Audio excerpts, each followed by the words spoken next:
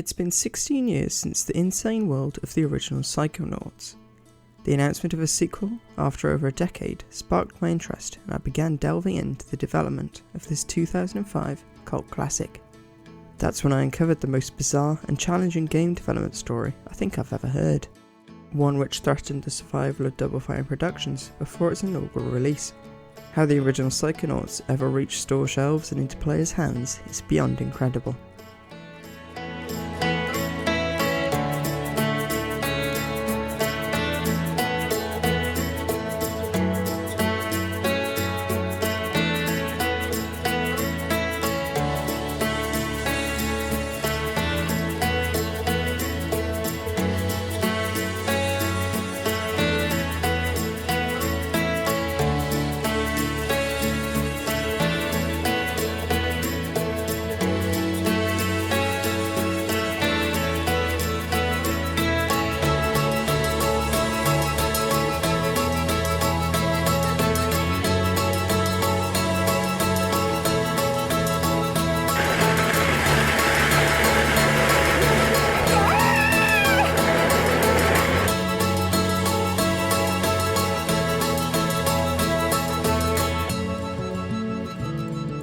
Could you please say your name? Hi, I'm Peter Chan. Excellent.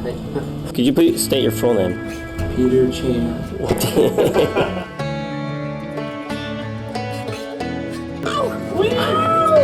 Ow! Hey, check the shelf there.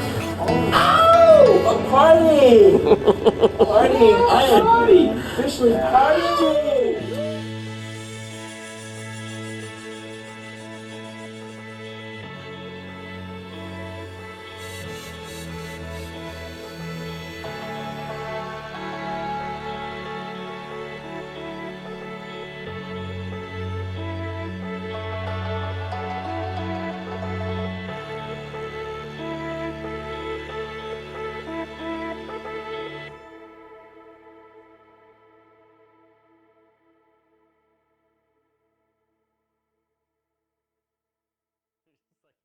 This story begins as all development stories do, with creative minds and an idea.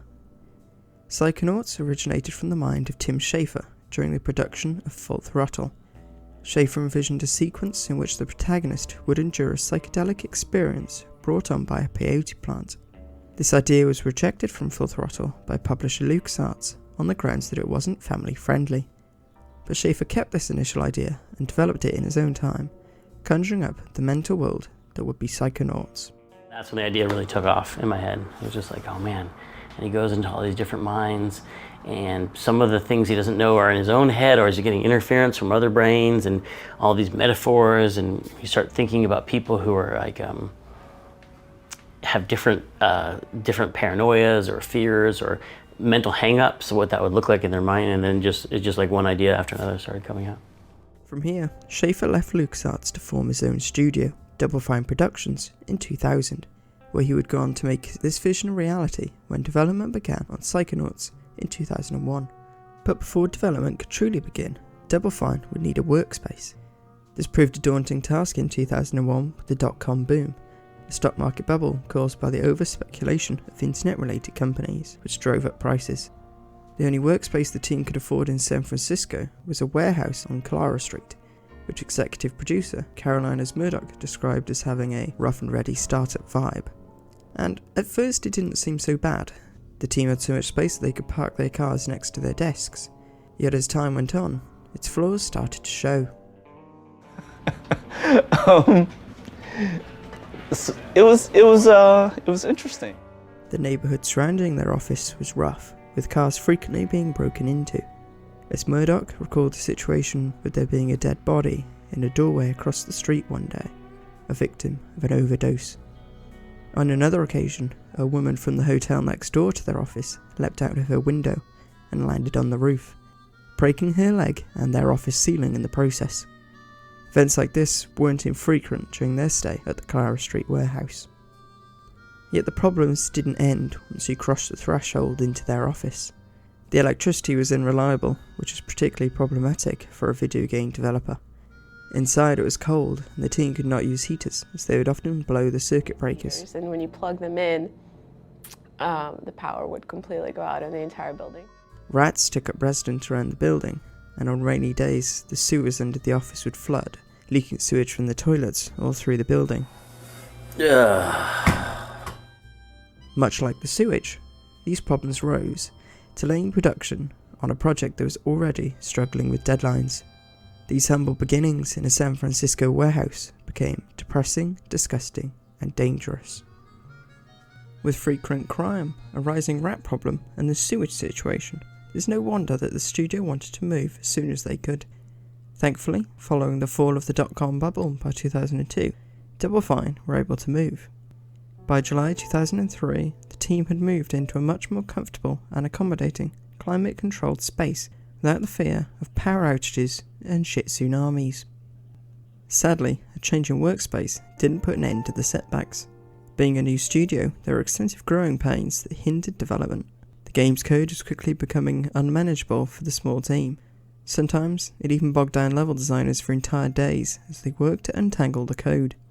Eventually, 8 gameplay programmers were hired to completely rewrite parts of the code.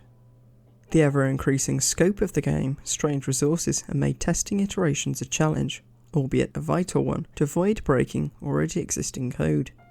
Furthermore, prior to the publishing deal with Majesco Entertainment in 2004, Double Fine could not afford to hire a testing department to assist with this, although this led to a heartwarming moment when Double Fine put out a call for volunteers, with friends and strangers answering the call to test the game. Once Double Fine teamed up with Majesco, one of the first decisions made was to hire a full-time test department. Perhaps the largest growing pain Double Fine endured during the production of Psychonauts was who actually owned the levels. As Caroline S. Murdoch puts it, since no one wanted to compromise gameplay or visuals, we developed a level sharing system. A level designer would design the world, lay down action paths, and script game events, and an artist would build additional world mesh around that design. This process failed miserably. Work would be overwritten since both level designers and artists used the same software, leaving levels in an unplayable state. There would be resentment among level designers following the decision that only artists would create visual geometry. As the scope of the project grew ever larger, so too did Tim Schafer's responsibilities. His corporate responsibilities often demanded his time, leaving no one to handle these disputes between the team. Without his guidance, level designers would produce concepts that would be rejected by Schafer, over time developing a rift and a breakdown of communications. On top of this, Double Fine also ran into problems with Microsoft over their publishing deal. Psychonauts was initially to be published by Microsoft as an exclusive title for the Xbox when development began in 2001. However, this wouldn't come to be. There were disagreements over some of Double Fine's gameplay decisions and requests made by Microsoft to include more instructional information for the player. Double Fine were adamant to stick to their creative vision, not giving in to the demands made by Microsoft. Perhaps most of all, the suggestion to make humour secondary to the story, which would require significant reworking. Humor should be incorporated into the game as a secondary or supporting characteristic. Humor should be simplified and made immediately apparent. Pressure was also mounting on the newly founded studio to meet strict deadlines.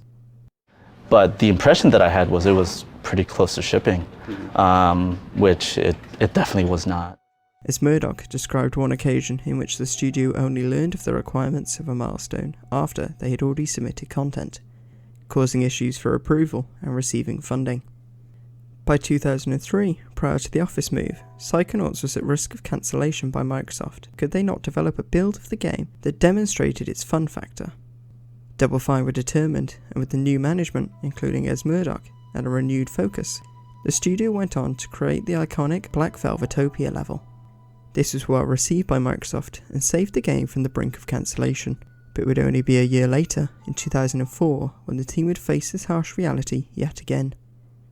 With the departure of Ed Fries from Microsoft, who was the initial push behind the publishing agreement, Microsoft pulled support from the project, with Microsoft management describing Double Fine as expensive and late.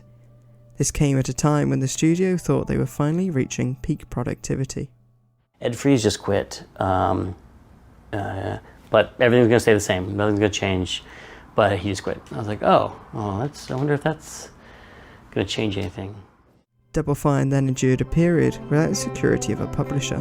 We thought that all of that work that we had done was going to be for nothing. That was a horrifying feeling.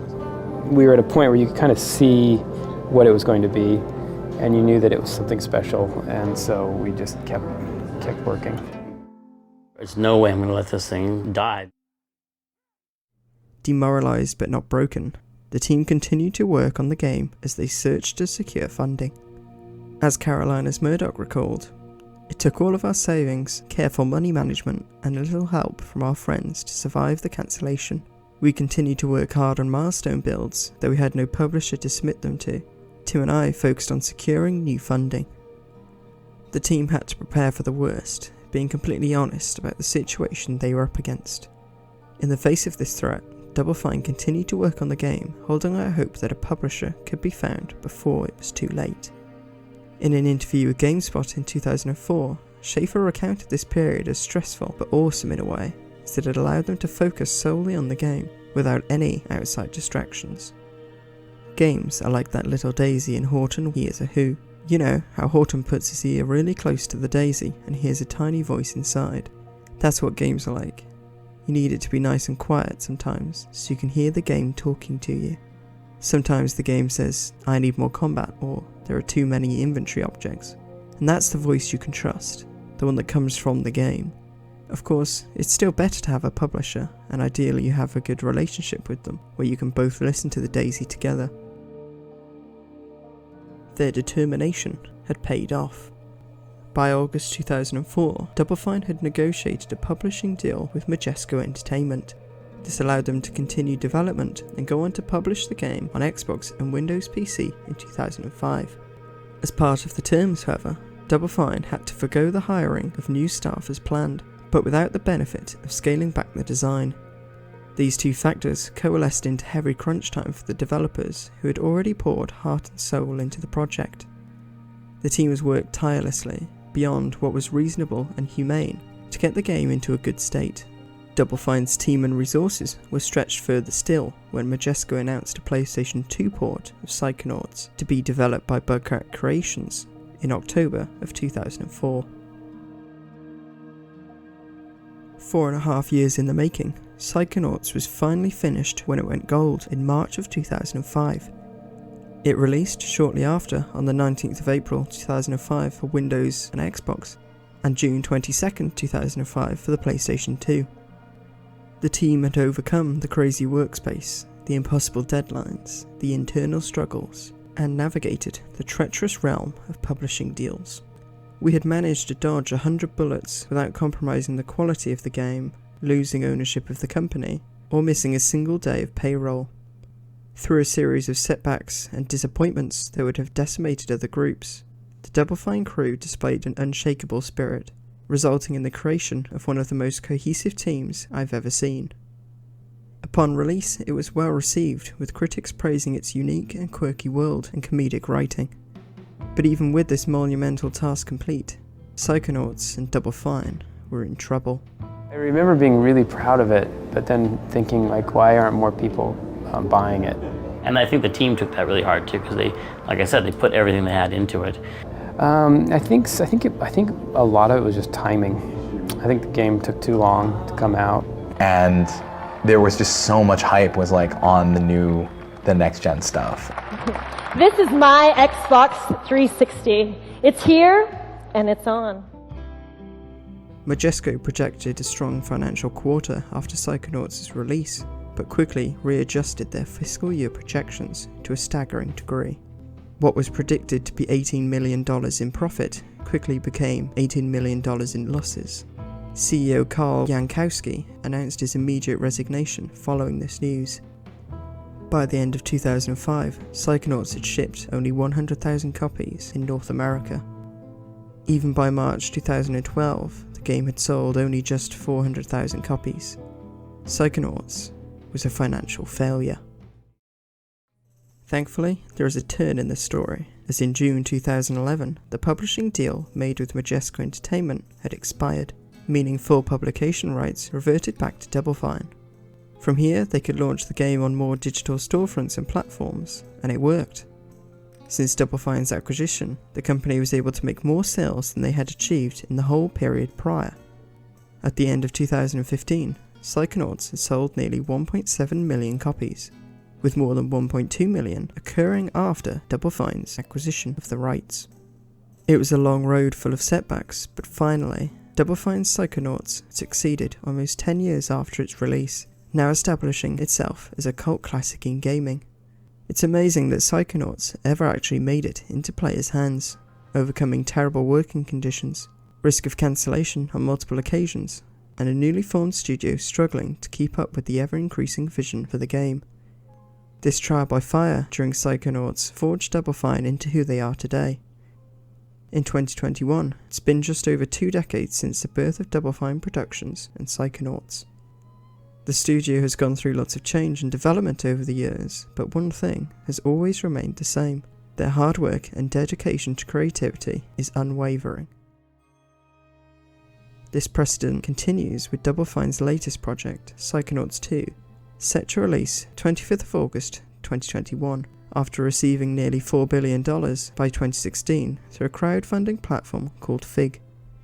After 15 long years, Double Fine finally have the opportunity to revisit the insane world of Psychonauts that began their journey, only now with more experience and new technology to do it justice.